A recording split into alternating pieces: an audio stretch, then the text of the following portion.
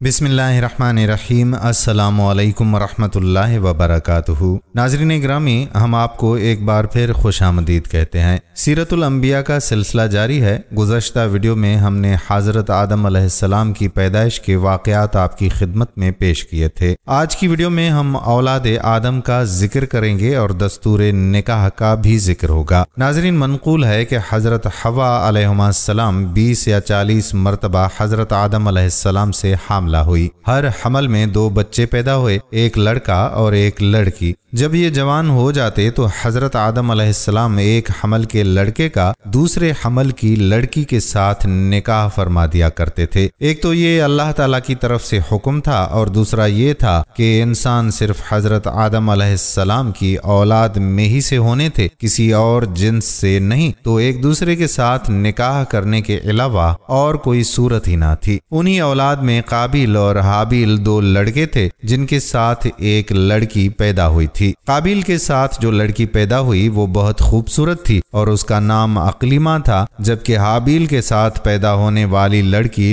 लेवजा कम खूबसूरत थी। जब हजरत आदम अलैहिस्सलाम ने शरई दस्तूर के मुताबिक काबिल का निकाह लेवजा से और हाबिल का निकाह अकलीमा से करना चाहा तो काबिल इस पर राजी ना हुआ और मुतालबा किया कि मेरा निकाह अकलीमा के साथ ही किया जाए। हजरत आदम अलैहिस्सलाम ने उनसे फरमाया कि अकलीमा तेरे साथ पैदा हुई है, लिहाजा वो तेरी बहन है, उसके साथ तेरा निकाह हलाल नहीं। काबिल कहने लगा कि ये तो आप अलैहिस्सलाम की राय है, अल्लाह ताला ने ये हुक्म नहीं दिया। इस पर आप अलैहिस्सलाम ने फरमाया कि अगर तुम ये समझते हो तो तुम दोनों अपनी कुर्बानियां पेश करो, जिसकी कुर्बानी कबूल हो गई वही अकलीमा का हकदार होगा। उस जमाने में कुर्बानी कबूल होने की अलामत ये होती थी कि आसमान से एक आग उतरकर उसे खा जाती थी। काबिल खेती बाड़ी का काम करता था और हाबिल बकरियां चराते थे। काबिल हल्की किस्म की गंदम का एक ढेर कुर्बानी के तौर पर लाया, जबकि हाबिल ने रज़ाए इलाही के लिए एक उम्दा किस्म की बकरी कुर्बानी के लिए पेश की। फिर गंदम और बकरी को पहाड़ पर रख दिया। इसके बाद हजरत आदम अलैहिस्सलाम ने दुआ फरमाई तो आसमान से आग नाजिल हुई और उसने हाबिल की कुर्बानी को ले लिया और काबिल की गंदम को छोड़ दिया। यूं हाबिल की कुर्बानी कबूल हो गई और यही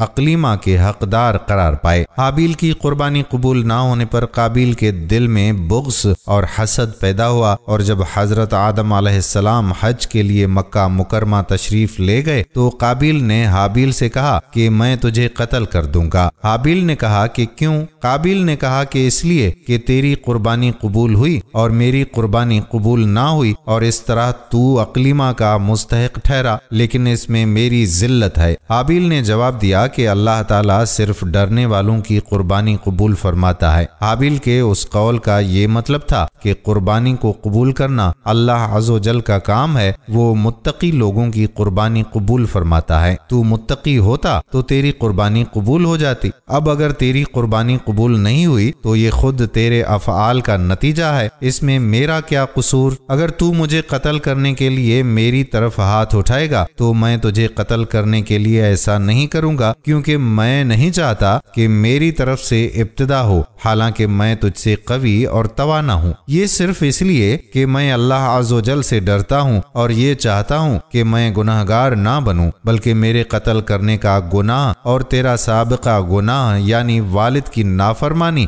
हसद और खुदाई फैसले को ना मानने का सारा गुनाह तेरे ऊपर ही पड़े। कुरान करीम में हिकायत का ये हिस्सा इन अल्फाज के साथ बयान किया गया है। चुनाचे इरशाद बारी ताला हुआ, और ऐ हबीब, आदम के 2 बेटों की सच्ची खबर पढ़कर सुनाओ। जब दोनों ने एक एक कुर्बानी पेश की तो उनमें से एक की तरफ से कबूल कर ली गई और दूसरे की तरफ से कबूल ना की गई तो वो बोला मैं जरूर तुझे कत्ल कर दूंगा। कहा अल्लाह सिर्फ डरने वालों से कबूल फरमाता है, बेशक अगर तू मुझे कत्ल करने के लिए मेरी तरफ अपना हाथ बढ़ाएगा तो मैं तुझे कत्ल करने के लिए अपना हाथ तेरी तरफ नहीं बढ़ाऊंगा। मैं अल्लाह से डरता हूँ जो सारे जहानों का मालिक है। मैं तो ये चाहता हूँ कि मेरा और तेरा गुनाह दोनों तेरे ऊपर ही पड़ जाएं तो तू दोज़खी हो जाए, और जुल्म करने वालों की यही सजा है। नाजरीन, हाबिल की खौफ खुदा पर मुश्तमिल इस तमाम गुफ्तगू के बाद भी काबिल अपनी शहवत की तस्कीन के लिए नफ्से अमारा के शिर का शिकार होकर अपने भाई को कत्ल قتل کرنے کے ارادے پر ڈٹا رہا اور بالآخر قابیل نے حابیل کو کسی طریقے سے قتل کر دیا اور یوں دنیا و آخرت کا خسارہ اٹھایا۔ ارشاد باری تعالیٰ ہوا تو اس کے نفس نے اسے اپنے بھائی کے قتل پر راضی کر لیا تو اس نے اسے قتل کر دیا، پھر وہ نقصان اٹھانے والوں میں سے ہو گیا۔ ناظرین، حابیل کو قتل کرنے کے بعد قابیل حیران اور پریشان ہوا کہ اب اس لاش کو کیا کرے، کیونکہ اس وقت تک کوئی انسان مرا ہی نہ تھا۔ چنانچہ ایک وقت تک وہ لاش کو پشت پر ڈال کر پھرتا رہا۔ پھر جب اسے لاش چھپانے کا کوئی طریقہ سمجھ نہ آیا تو اللہ عز و جل نے انسانوں کی تدفین کا طریقہ سکھانے کے لیے ایک کوا بھیجا۔ چنانچہ یوں ہوا کہ دو کوے آپس میں لڑے، ان میں سے ایک نے دوسرے کو مار ڈالا۔ پھر زندہ کوے نے اپنی چونچ اور پنجوں سے زمین کرید کر گڑھا کھودا، اس میں مرے ہوئے کوے کو ڈال کر مٹی سے دبا دیا۔ کوے کا واقعہ دیکھ کر قابیل کو شرم آئی کہ مجھے اس کوے جتنی بھی سمجھ نہ آئی کہ اپنے بھائی کی لاش چھپا لیتا۔ پھر قابیل نے بھی زمین کھود کر حابیل کی لاش کو دفن کر دیا۔ حابیل کو قتل کرنے کے بعد قابیل کا بہت برا حال ہوا۔ چنانچہ ایک روایت ہے کہ جب قابیل نے اپنے بھائی کو قتل کر دیا تو اسی دن سے اللہ تعالیٰ نے اس کا ایک پاؤں پنڈلی سمیت اس کی ران کے ساتھ ملا دیا اور یہ قیامت تک یوں ہی ملا رہے گا۔ اس کا چہرہ سورج کی طرف کر دیا گیا کہ جس طرف سورج گھومتا اسی طرف اس کا چہرہ گھوم جاتا تھا۔ حضرت عبد الرحمن بن فضالہ رحمت اللہ علیہ سے روایت ہے کہ جب قابیل نے حابیل کو قتل کر دیا تو اللہ تعالیٰ نے اس کی عقل زائل کر دی اور دل میں سمجھنے کی صلاحیت ختم کر دی۔ یہ اسی طرح رہا یہاں تک کہ مر گیا۔ قابیل کا اخروی عذاب بھی بہت سخت ہوگا، جیسا کہ حضرت عبداللہ رضی اللہ تعالیٰ عنہ سے روایت ہے کہ رسول اللہ صلی اللہ علیہ وآلہ وسلم نے ارشاد فرمایا، کسی جان کو ظلماً قتل نہیں کیا جاتا مگر اس کے خون ناحق میں حضرت آدم علیہ السلام کے پہلے بیٹے کا حصہ ضرور ہوتا ہے، کیونکہ اسی نے پہلے ظلماً قتل ایجاد کیا۔ اس سے معلوم ہوا کہ قیامت کے دن قابیل کو قتل کے گناہ کی سزا ملے گی اور ان قاتلین کے گناہ قتل کی بھی سزا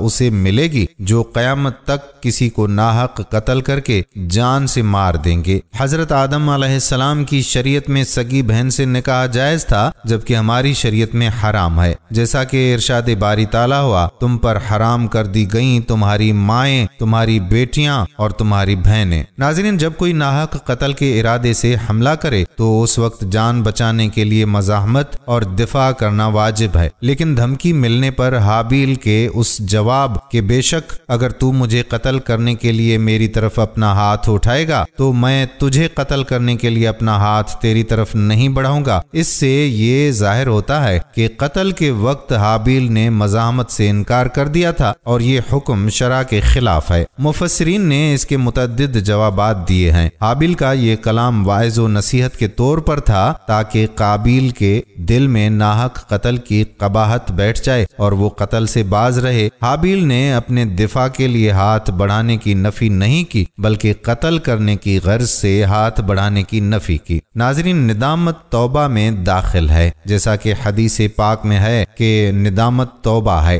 لہٰذا جب قابیل نے اظہار ندامت کیا تو وہ توبہ کرنے والوں میں سے ہو گیا۔ پھر اس کی توبہ قبول کیوں نہ کی گئی؟ اس کا جواب یہ ہے کہ وہ ندامت توبہ میں داخل ہے جو گناہگار پر ہو، اور قابیل کی ندامت اپنے گناہ قتل پر نہ تھی بلکہ اس پر تھی کہ دفن کا طریقہ کوے سے کیوں معلوم ہوا، خود اس کے اپنے ذہن میں یہ طریقہ کیوں نہ آیا۔ حابیل و قابیل کے واقعے میں ہمارے لیے بہت سے درس اور بہت ساری نصیحتیں ہیں۔ گناہ ایجاد کرنا گناہ کرنے سے بھی زیادہ برا اور نقصان دہ ہے، کیونکہ گناہ کرنے کی صورت میں اپنے ہی گناہ کی سزا ملے گی، جبکہ گناہ ایجاد کرنے کی صورت میں اپنے گناہ کے ساتھ ساتھ بعد میں ارتکاب کرنے والے تمام افراد کا گناہ بھی کھاتے میں آئے گا، اور یوں اس کے گناہوں کا میٹر مسلسل چلتا ہی رہے گا، اگرچہ دوسروں کو بھی ارتکاب گناہ کی سزا ملے گی۔ قابیل کے افعال بد سے ظاہر ہوا فتویٰ کہ کسی کو ناحق قتل کرنے پر ابھارنے اور فتنہ اور فساد کا ایک بہت بڑا سبب ناجائز عشق مجازی ہے، جس میں آج کل لوگ شرم و حیا کو بالائے طاق رکھ کر اور پردے کے اسلامی احکام کی پابندی نہ کرنے کی وجہ سے دھڑا دھڑ مبتلا ہو رہے ہیں، جس کی وجہ سے قتل و غارت گیری کا بازار بھی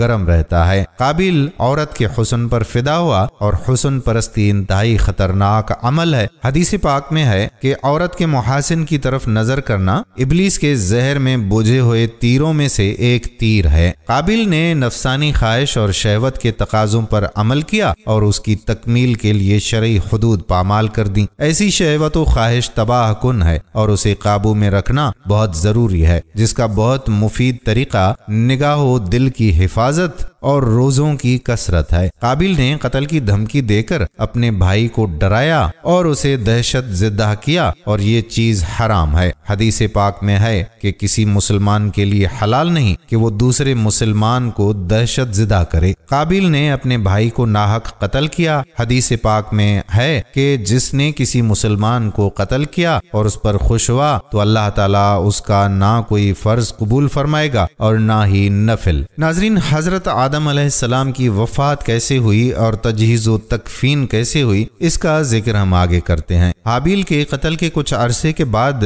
حضرت حوا علیہ السلام کے ہاں حضرت شیس علیہ السلام کی ولادت ہوئی اور آپ علیہ السلام تنہا پیدا ہوئے۔ آپ علیہ السلام کے عام معمول سے ہٹ کر تنہا پیدا ہونے کی حکمت بیان کرتے ہوئے علامہ احمد بن محمد قسطلانی فرماتے ہیں کہ حضرت حوا علیہ السلام نے حضرت شیس علیہ السلام کو اکیلا ہی جنم دیا، ان کے ساتھ لڑکی کی ولادت نہیں ہوئی۔ یہ اس ہستی کی عزت و تکریم کے لیے ہوا جس کی سعادت مندی کو اللہ تعالیٰ نے نبوت کے ذریعے ظاہر فرمایا۔ حضرت شیس علیہ السلام کے چہرے میں ہمارے نبی کریم صلی اللہ علیہ وآلہ وسلم کا نور تھا اور فرشتے حضرت آدم علیہ السلام کو اس بات کی خوشخبری دینے آئے۔ حضرت آدم علیہ السلام نے اپنی وفات کے وقت حضرت شیس علیہ السلام کو وصیت فرمائی۔ پھر حضرت شیس علیہ السلام نے اپنی اولاد کو حضرت آدم علیہ السلام کے فرمان کے مطابق وصیت فرمائی کہ وہ اس نور کو خوب پاک عورت میں ہی رکھیں گے۔ یہ وصیت اولاد آدم میں جاری رہی اور ایک زمانے سے دوسرے زمانے میں منتقل ہوتی رہی، یہاں تک کہ اللہ تعالیٰ نے یہ نور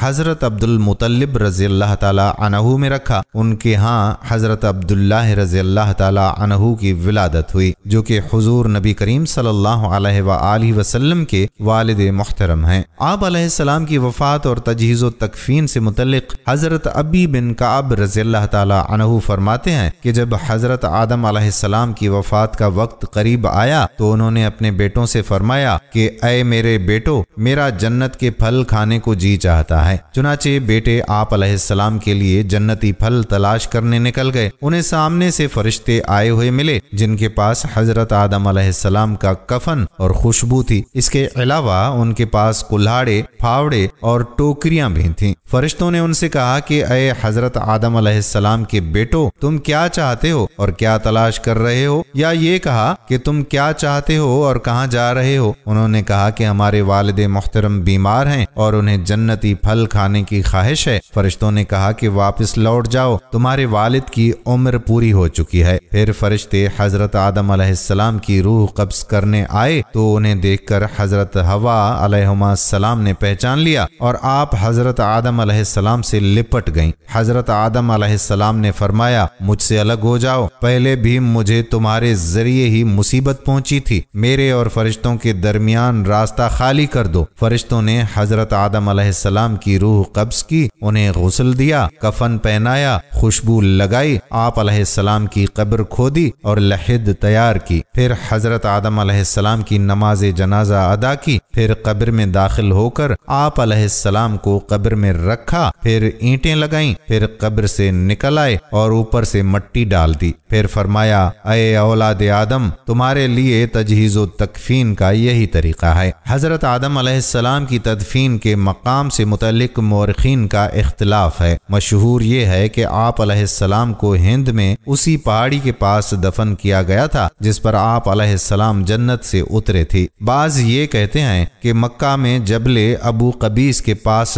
دفن ہے۔ اور بعض کا یہ کہنا ہے کہ جب حضرت نوح علیہ السلام کے زمانے میں طوفان آیا تو آپ علیہ السلام نے حضرت آدم علیہ السلام اور حضرت حوا علیہ السلام کا جسد مبارک ایک تابوت میں رکھ لیا، پھر انہیں بیت المقدس میں دفن کر دیا۔ حضور پر نور صلی اللہ علیہ وآلہ وسلم نے اپنی مبارک احادیث میں بھی حضرت آدم علیہ السلام اور ان کی حکایات کا ذکر فرمایا ہے، اور ان میں سے کچھ احادیث پچھلی فصلوں میں بھی ہم بیان کر چکے ہیں۔ یہاں مزید کچھ احادیث آپ کی خدمت میں پیش کرتے ہیں۔ حضور اقدس صلی اللہ علیہ وآلہ وسلم نے ارشاد فرمایا، فرشتوں کو نور سے پیدا کیا گیا اور شیطان کو سیاہ آگ کے شعلے سے پیدا کیا گیا، اور حضرت آدم علیہ السلام کو اس چیز سے پیدا کیا گیا جس کا تمہارے سامنے بیان کیا گیا ہے، یعنی مٹی۔ ایک اور روایت میں سید المرسلین صلی اللہ علیہ وآلہ وسلم نے ارشاد فرمایا ہے کہ اللہ تعالیٰ نے حضرت آدم علیہ السلام کو پیدا فرمایا، پھر اپنی شان کے لائق اپنے دائیں ہاتھ سے ان کی پشت کو ملا تو اس سے مخصوص صورت میں ان کی اولاد نکلی، تو فرمایا کہ میں نے انہیں جنت کے لیے بنایا ہے، یہ جنتیوں والے کام کریں گے۔ پھر ان کی پشت ملی تو اس سے اولاد نکلی اور فرمایا میں نے انہیں آگ کے لیے بنایا ہے، یہ لوگ جہنمیوں کے کام کریں گے۔ ایک شخص نے عرض کی کہ یا رسول اللہ صلی اللہ علیہ وآلہ وسلم، پھر عمل کی کیا ضرورت ہے؟ ارشاد فرمایا کہ یقیناً جب اللہ تعالیٰ بندے کو جنت کے لیے پیدا فرماتا ہے تو اس سے جنتیوں کا کام لیتا ہے، یہاں تک کہ وہ جنتیوں کے اعمال میں سے کسی عمل پر مرتا ہے، اس بنا پر اسے جنت میں داخل فرماتا ہے، اور جب بندے کو جہنم کے لیے پیدا فرماتا ہے تو اس سے جہنمیوں کے کام لیتا ہے، یہاں تک کہ وہ جہنمیوں کے کاموں میں سے کسی کام پر مرتا ہے جس کی وجہ سے اسے جہنم میں داخل فرما دیتا ہے، لہذا نیکیاں کرنے کی کوشش کرو۔ اس حدیث پاک میں کام لینے کے معنی ہیں کہ بندے کا قلبی رجحان نیکیوں یا برائیوں کی طرف ہوتا ہے، جس سے وہ اپنی خوشی اور اختیار سے نیکیاں یا برائیاں کرتا ہے، لہذا نیکی یا برائی کرنے میں بندہ مجبور محض نہیں بلکہ نیکی کی رغبت اور برائی کی خواہش ہر انسان کے دل میں موجود ہوتی ہے، پھر نیک اور برے کام پر قدرت و اختیار بھی دے دیتا ہے، پھر اچھی اور بری راہ آدمی کے سامنے کھول دی جاتی ہے اور انسان اپنی مرضی سے ان میں سے کسی راہ کو اختیار کرتا ہے۔ خلاصہ کلام یہ ہے کہ اللہ تعالیٰ جنتیوں والے کام اس بندے سے لیتا ہے جو اپنی مرضی اور اختیار سے ہدایت کی راہ اختیار کر کے اچھے اعمال کرنا چاہے، اور اللہ تعالیٰ جہنمیوں والے کام اس سے لیتا ہے جو اپنی مرضی اور اختیار سے ہدایت سے منہ موڑ کر برائی کا راستہ اختیار کرتے ہوئے اپنے نفس کے پیچھے چل کر خود ہی گناہوں والی زندگی اختیار کرنا چاہے۔ حضرت ابو ہریرہ رضی اللہ تعالی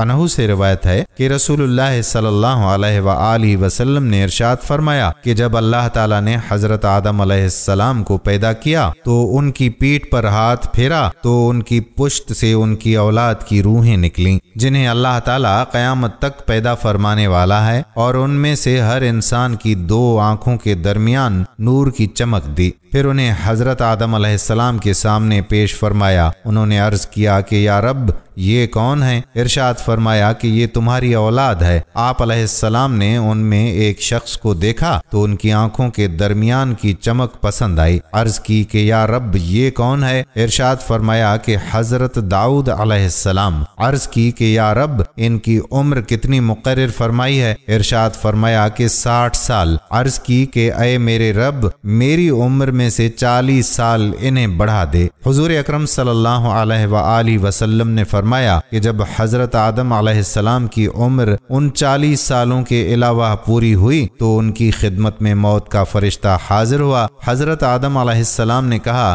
کہ کیا ابھی میری عمر کے 40 سال باقی نہیں؟ فرمایا وہ آپ اپنے فرزند داؤد کو نہیں دے چکے؟ تو حضرت آدم علیہ السلام نے انکار کیا تو ان کی اولاد انکار کرنے لگی۔ حضرت آدم علیہ السلام بھول کر درخت سے کھا گئے تھے، لہٰذا ان کی اولاد بھولنے لگی۔ حضرت آدم علیہ السلام نے خطا کی تو ان کی اولاد خطائیں کرنے لگی۔ حضرت ابو درداء رضی اللہ تعالی عنہ سے روایت ہے کہ رسول کریم صلی اللہ علیہ وآلہ وسلم نے ارشاد فرمایا کہ جب اللہ تعالی نے حضرت آدم علیہ السلام کو پیدا فرمایا تو ان کے دائیں کندھے پر دست قدرت لگایا اور سفید رنگ کی اولاد نکالی جو چیونٹیوں کی مانند تھی، پھر بائیں کندھے پر دست قدرت لگایا اور سیاہ رنگ کی اولاد نکالی گویا کہ وہ کوئلے ہیں، پھر دائیں جانب والوں کے لیے فرمایا کہ یہ جنت کی طرف ہیں اور مجھے کوئی پرواہ نہیں، اور بائیں جانب والوں کے لیے فرمایا یہ جہنم کی طرف جانے والے ہیں اور مجھے کوئی پرواہ نہیں، یعنی ان کے جہنمی ہونے سے مجھے کوئی نقصان نہیں۔ حضرت ابو ہریرہ رضی اللہ تعالی عنہ سے روایت ہے کہ رسول اللہ صلی اللہ علیہ وآلہ وسلم نے ارشاد فرمایا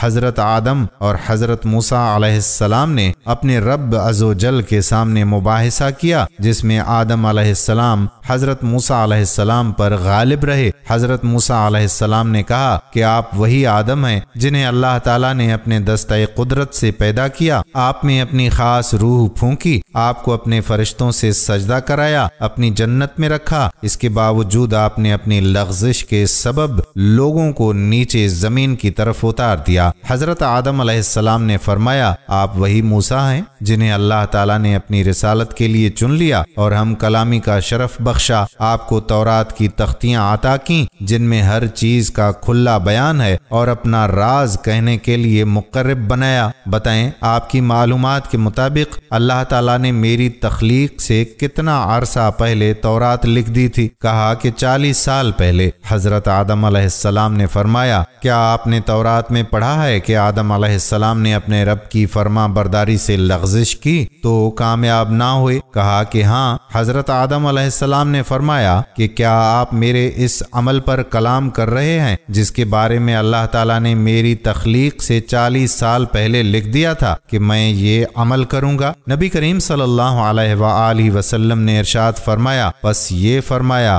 حضرت آدم علیہ السلام حضرت موسیٰ علیہ السلام پر غالب آ گئے۔ یہ مباحثہ کب ہوا؟ اس سے متعلق شارحین کے مختلف اقوال ہیں، ان میں سے 3 اقوال یہ ہیں۔ ایک، ممکن ہے کہ یہ مباحثہ تب ہوا ہو جب وصال موسیٰ کے بعد آسمانوں میں حضرت آدم اور حضرت موسیٰ علیہ السلام کی روحوں کی ملاقات ہوئی ہو۔ نمبر 2، یہ احتمال بھی ہے کہ نبی اکرم صلی اللہ علیہ وآلہ وسلم کی معراج کی رات جب بیت المقدس اور آسمانوں میں انبیاء کرام علیہ السلام جمع ہوئے اس وقت دونوں کی ملاقات ہوئی اور اس دوران یہ مباحثہ ہوا۔ نمبر 3، یہ بھی ہو سکتا ہے کہ حضرت موسیٰ علیہ السلام نے اپنے زمانے میں حضرت آدم علیہ السلام کو دیکھنے کی دعا کی ہو جو قبول ہوئی، اور حضرت آدم علیہ السلام نے قبر منور سے باہر تشریف لا کر آپ علیہ السلام سے ملاقات کی اور اس وقت یہ مباحثہ ہوا۔ حضرت موسیٰ علیہ السلام کی یہ گفتگو نہ تو گستاخی کی نیت سے تھی اور نہ ہی اس انداز پر، بلکہ علم کا افادہ و استفادہ تھا۔ یہاں بھی حضرت آدم علیہ السلام کی خطا پر وہی کلام ہے جو وہ اجتہادی تھی،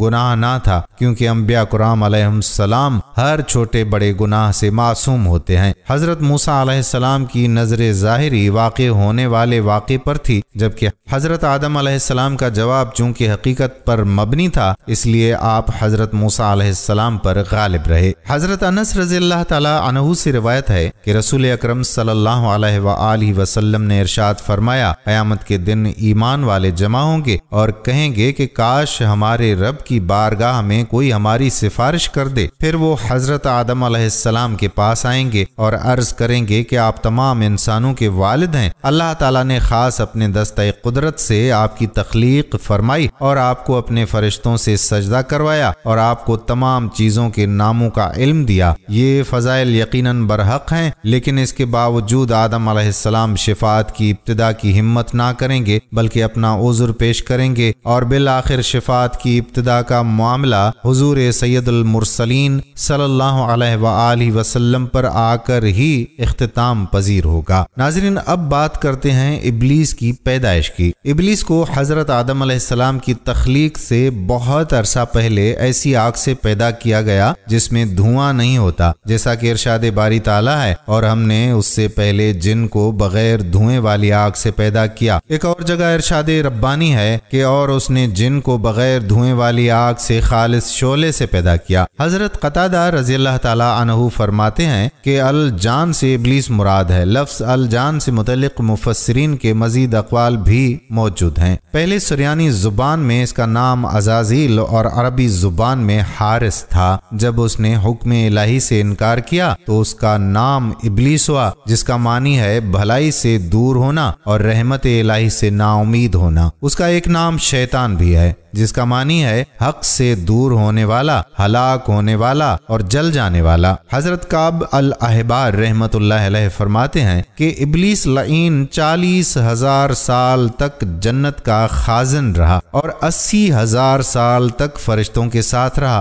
20,000 سال تک اس نے فرشتوں کو واعظ کیا، 30,000 سال تک کروبین فرشتوں اور 1,000 سال تک روحانین فرشتوں کا سردار رہا اور 14,000 سال تک عرش کے گرد طواف کرتا رہا۔ آسمان دنیا میں اس کا نام عابد، دوسرے آسمان میں زاہد، تیسرے آسمان میں عارف، چوتھے آسمان میں ولی، پانچویں آسمان میں متقی، چھٹے آسمان میں خازن، ساتویں آسمان میں عزازیل لکھا تھا اور لوح محفوظ میں اس کا نام ابلیس لکھا تھا اور یہ اپنے انجام سے غافل تھا۔ اللہ اکبر! ابلیس اس قدر عبادت گزار اور اتنے اعلیٰ مقام پر فائز ہونے کے باوجود اللہ تعالیٰ کی خفیہ تدبیر کا شکار ہوا اور خدائے رحمان کی نافرمانی اور اس کے مقرب بندے حضرت آدم علیہ السلام کی بے ادبی میں مبتلا ہو کر اپنی عبادت و ریاضت کا ثواب بھی ضائع کر بیٹھا، مقام و منصب سے بھی محروم ہوا اور ہمیشہ کے لیے عذاب جہنم کا حقدار ٹھہرا۔ منقول ہے کہ ابلیس کا یہ انجام دیکھ کر حضرت جبرائیل اور حضرت میکائیل علیہما السلام رونے لگے تو رب تعالیٰ نے دریافت فرمایا کہ تم کیوں رو رہے ہو؟ دونوں نے عرض کی اے ہمارے رب، ہم تیری خفیہ تدبیر سے ڈرتے ہیں۔ ارشاد فرمایا تم اسی حالت پر رہنا، یعنی کبھی اللہ تعالیٰ کی خفیہ تدبیر سے بے خوف نہ ہونا۔ اسی طرح ایک روایت میں ہے کہ نبی اکرم صلی اللہ علیہ وآلہ وسلم نے حضرت جبرائیل علیہ السلام کو دیکھا کہ کعبہ مشرفہ کے پردے سے لپٹے نہایت گریہ و زاری کے ساتھ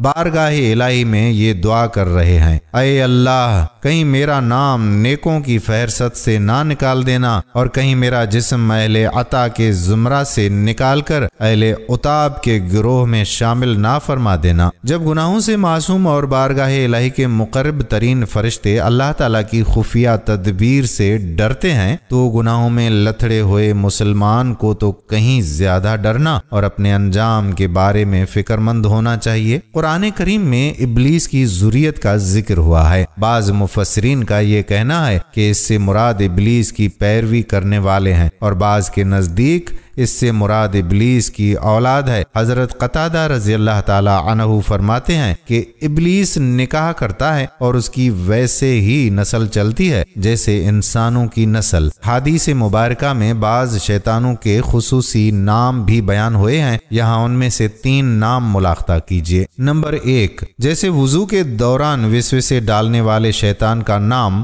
ولہان ہے۔ نمبر 2، تلاوت قرآن کے دوران وسوسے ڈالنے والے شیطان کو خزب کہا جاتا ہے۔ نمبر 3، نیند کی حالت میں خیالات ڈالنے والے شیطان کا نام لہو ہے۔ ان کے علاوہ روایات اور اقوال علماء میں بعض شیطانوں کے نام اجدہ، اشہب، حباب، داسم، صبر، وسواس اور خناس وغیرہ بھی مذکور ہیں۔ ابلیس کسی کو گناہ اور کفر و گمراہی پر مجبور بھی نہیں کر سکتا، بلکہ صرف اس کے دل میں وسوسہ ڈال کر اسے بہکانے کی کوشش کر سکتا ہے، اور جو لوگ اس کی پیروی کرتے ہیں وہ اپنے اختیار سے ہی کرتے ہیں۔ اسی وجہ سے ایک آیت میں وضاحت ہے کہ قیامت کے دن ابلیس کہے گا مجھے تم پر کوئی زبردستی نہیں تھی مگر یہی کہ میں نے تمہیں بلایا تو تم نے میری مان لی۔ نیز جو خود ہی اس کی طرف مائل ہوتا اور اسے اپنا دوست بناتا ہے وہی اس کے وسوسوں کا اثر قبول کرتا ہے، جیسا کہ ارشاد باری تعالیٰ ہے، بے شک اسے ان لوگوں پر کوئی قابو نہیں جو ایمان لائے اور وہ اپنے رب ہی پر بھروسہ کرتے ہیں، اس کا قابو تو انہی پر ہے جو اس سے دوستی کرتے ہیں اور وہ جو اس کو شریک ٹھہراتے ہیں۔ لہذا اس فریبی سے ہر مسلمان کو ہر وقت ہوشیار رہنے اور اس کے بہکاوے میں آنے سے بچنے کی سخت ضرورت ہے۔ شیطان اور اس کے پیروکار، خواہ وہ انسان ہوں یا جنات، سبھی جہنم میں جائیں گے اور اللہ تعالیٰ ان سے جہنم کو بھر دے گا۔ حدیث پاک میں ہے کہ جہنم اور جنت میں مباحثہ ہوا تو جہنم نے کہا کہ مجھ میں جبار اور متکبر لوگ داخل ہوں گے، جنت نے کہا کہ مجھ میں کمزور اور مسکین لوگ داخل ہوں گے۔ اللہ تعالیٰ نے جہنم سے فرمایا تم میرا عذاب ہو، میں جس کو چاہوں گا تمہارے ذریعے عذاب دوں گا۔ جنت سے فرمایا کہ تم میری رحمت ہو، میں تمہارے ذریعے جس پر چاہوں گا رحم کروں گا اور تم میں سے ہر ایک کو پر ہونا ہے۔ یاد رہے کہ کفار ہمیشہ دوزخ میں رہیں گے اور جو گناہگار مومن دوزخ میں جائیں گے وہ عارضی طور پر وہاں رہیں گے۔ اللہ تعالی ہمیں ابلیس کی پیروی کرنے سے محفوظ فرمائے، آمین۔ ناظرین، ابلیس کا دنیاوی انجام یہ ہوا کہ اللہ تعالی نے اسے اپنی بارگاہ سے ذلیل اور رسوا کر کے نکال دیا، خود بھی اس پر لعنت فرمائی اور قیامت تک کے لیے مخلوق کی لعنت کا توق بھی اس کے گلے میں ڈال دیا، جیسا کہ میں بیان کر چکا ہوں۔ مزید یہ کہ اس کی حسین صورت کو بدل کر اسے بد شکل روح سیاہ کر دیا، اس کی نورانیت سلب کر لی گئی اور اخروی انجام یہ ہوگا کہ اسے اور اس کے پیروکاروں کو اللہ تعالی جہنم میں ڈال دے گا۔ قرآن کریم میں اللہ تعالی نے عمومی طور پر تمام مسلمانوں کو اور بطور خاص اہل ایمان کو شیطان سے متعلق کئی مقامات پر خصوصی ہدایات اور تنبیہات فرمائی ہیں۔ یہاں ان میں سے کچھ ہدایات و تنبیہات آپ کی خدمت میں رکھتے ہیں۔ قرآن پاک میں ارشاد باری تعالیٰ ہوا، اور یاد کرو جب ہم نے فرشتوں سے فرمایا آدم کو سجدہ کرو تو سب نے سجدہ کیا سوائے ابلیس کے، وہ جنوں میں سے تھا تو وہ اپنے رب کے حکم سے نکل گیا۔ تو اے لوگو، کیا تم اسے اور اس کی اولاد کو میرے سوا دوست بناتے ہو، حالانکہ وہ تمہارے دشمن ہیں؟ ظالموں کے لیے کیا ہی برا بدلہ ہے۔ شیطان کی فتنہ انگیزی سے بچ کر رہنے کے لیے تاکید فرماتے ہوئے ارشاد ربانی ہوا ہے، اے آدم کی اولاد، تمہیں شیطان فتنے میں نہ ڈالے جیسے اس نے تمہارے ماں باپ کو جنت سے نکال دیا اور ان دونوں سے ان کے لباس اتروا دیے تاکہ انہیں ان کی شرم کی چیزیں دکھا دے۔ بے شک وہ خود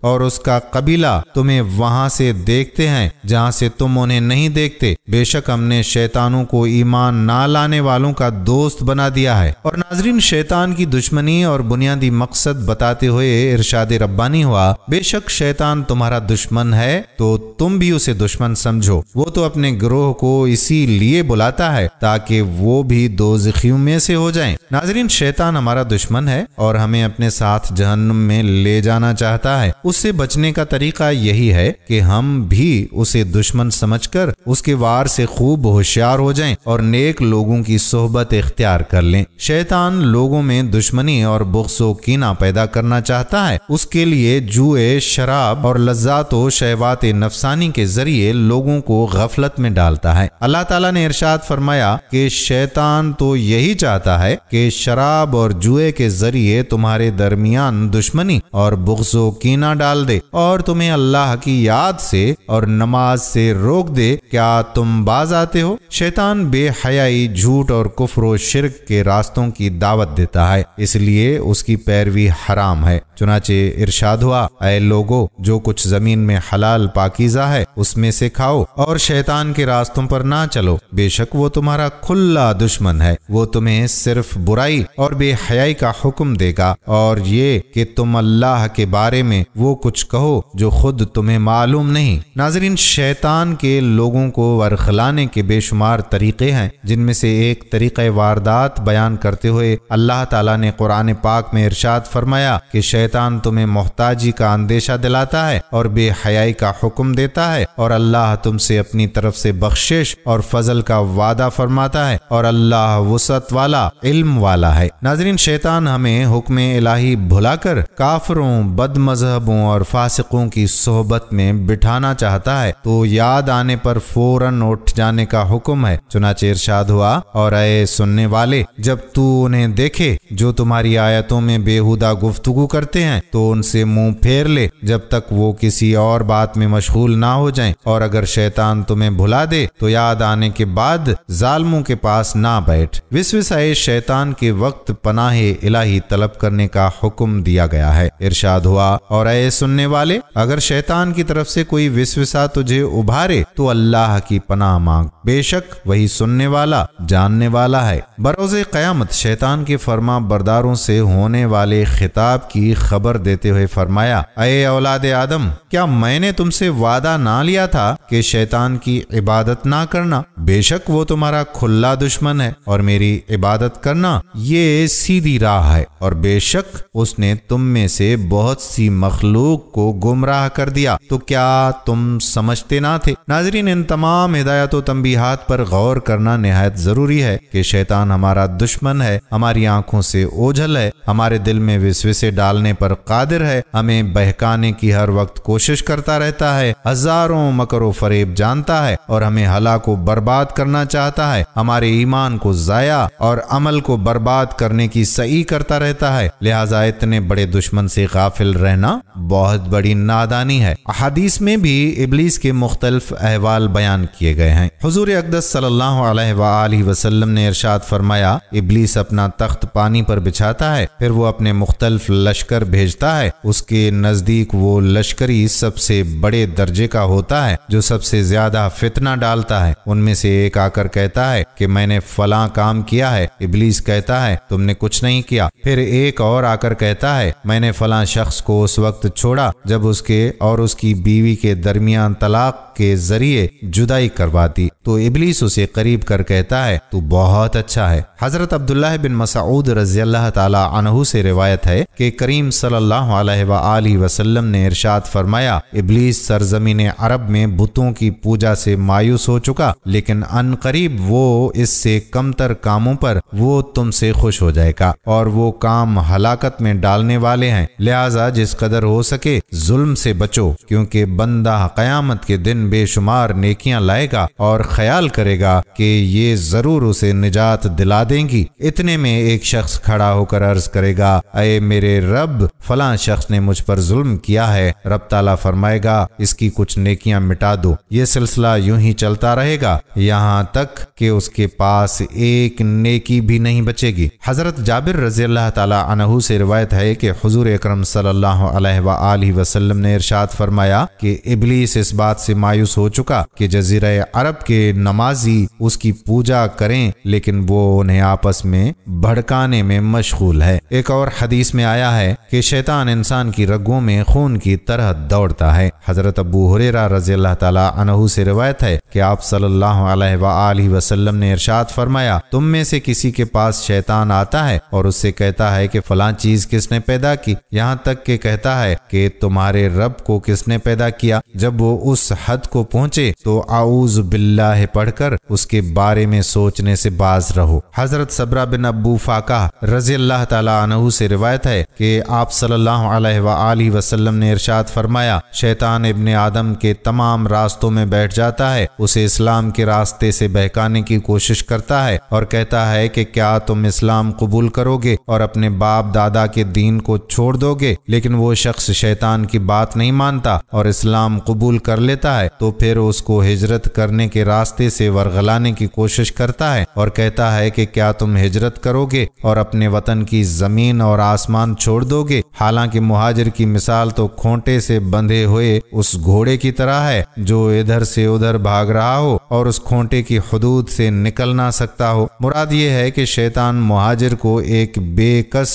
और बेबस की शक्ल में पेश करके आदमी को बहकाता है, लेकिन अगर वो शख्स उसकी बात नहीं मानता और हिजरत कर लेता है तो शैतान उसके जहाद के रास्ते में बैठ जाता है और वो उस शख्स से कहता है कि क्या तुम जहाद करोगे और अपनी जान और माल को आजमाइश में डालना है, और अगर तुम जहाद के दौरान मारे गए तो तुम्हारी बीवी किसी और शख्स से निकाह कर लेगी और तुम्हारा माल तकसीम कर दिया जाएगा। लेकिन वो शख्स फिर भी शैतान की बात नहीं मानता और जहाद करने चला जाता है। हुजूर अक़दस सल्लल्लाहु अलैहि वसल्लम ने फरमाया, सो जिस शख्स ने ऐसा किया तो अल्लाह ताला के ज़िम्मे करम पर यह हक है कि वो उसे जन्नत में दाखिल कर दे, और जो मुसलमान कत्ल किया गया तो उसे जन्नत में दाखिल करना अल्लाह ताला के ज़िम्मे करम पर है, और जो मुसलमान गरक हो गया तो उसे जन्नत में दाखिल करना अल्लाह ताला के ज़िम्मे करम पर है, और जिस मुसलमान को उसकी सवारी ने हलाक कर दिया उसे जन्नत में दाखिल करना अल्लाह ताला के ज़िम्मे करम पर है। हज़रत अबू हुरैरा रज़ियल्लाहु ताला अन्हु से रिवायत है कि आप सल्लल्लाहु अलैहि वसल्लम ने फरमाया कि जब इब्ने आदम आयत सजदा पढ़कर सजदा करता है तो शैतान हट जाता है और रो कर कहता है, हाय मेरी बर्बादी, इब्ने आदम को सजदे का हुक्म दिया गया तो इसने सजदा किया, लिहाजा इसके लिए जन्नत है, और मुझे सजदा करने का हुक्म दिया गया तो मैंने इनकार किया, अब मेरे लिए दोज़ख है। सजदा तिलावत सजदा नमाज के अलावा है, और शैतान ने जिस सजदे का इनकार किया था वो भी सजदा नमाज के अलावा था, इसलिए उसे ये सजदा देखकर हसरत होती है। आयत सजदा पढ़ने या सुनने पर सजदा तिलावत करना वाजिब है। हर मुसलमान को चाहिए कि वो शैतान मरदूद से अल्लाह ताला की पनाह मांगता रहे और उसमें किसी तरह सुस्ती और गफलत का मुजाहरा ना करे। हदीस पाक में है कि शैतान से पनाह मांगने में गफलत ना करो, क्योंकि तुम अगरचे उसे देख नहीं रहे हो लेकिन वो तुमसे गाफिल नहीं। आखिर में शैतान से हिफाजत की एक दुआ भी मुलाक़ता हो। चुनाचे हजरत जनब रज़ियल्लाहु ताला अन्हु से रिवायत है कि हुजूर सल्लल्लाहु अलैहि वसल्लम ने इरशाद फरमाया, तुम में से जो शख्स रात के वक्त अपने बिस्तर पर जाए तो ये कह लिया करे, बिस्मिल्लाह औज़ु बिल्लाहि मिनश शैतानिर रजीम। नाज़रीन, इब्लीस के हालात व वाक़यात में हमारे लिए ये नसीहत है कि इबादत और रियाजत की बदौलत खुद को आला मकाम पर फायज समझने की बजाय बारगाह इलाही में आजिज़ी और इंकिसारी करते रहें और उसकी खुफिया तदबीर से हर दम खौफज़दा रहें। नीज़ इब्लीस से मुतल्लिक़ दी गई हिदायत इलाही पर अमल पैरा हों और उसे अपना दुश्मन समझें, उसके विसविसों से बचें और उस मरदूद से अल्लाह ताला की पनाह मांगते रहें। ऐ अल्लाह, अपने प्यारे बंदे हजरत आदम अलैहिस्सलाम पर बेशुमार दुरूद व सलाम और रहमत व बरकत नाज़िल फरमा और हमें उनके सदक़े उनकी मुबारक सीरत पर चलने की कामिल तौफीक अता फरमा। आमीन सुम्मा आमीन या रब्बल आलमीन। नाज़रीन, हम उम्मीद करते हैं कि हमारी आज की वीडियो आपको ज़रूर अच्छी लगी होगी और इसे अपने दोस्तों के साथ शेयर भी करेंगे। सीरतुल अंबिया का ये सिलसिला जारी है। अगली वीडियो में हम हजरत शीस अलैहिस्सलाम की जिंदगी के मुतल्लिक आपको बताएंगे। उम्मीद करते हैं कि अगली वीडियो भी आप ज़रूर देखेंगे। आने वाली वीडियो तक अपने मेज़बान कादिर बख्श कल्होड़ो को इजाज़त दीजिए। अल्लाह हाफिज़।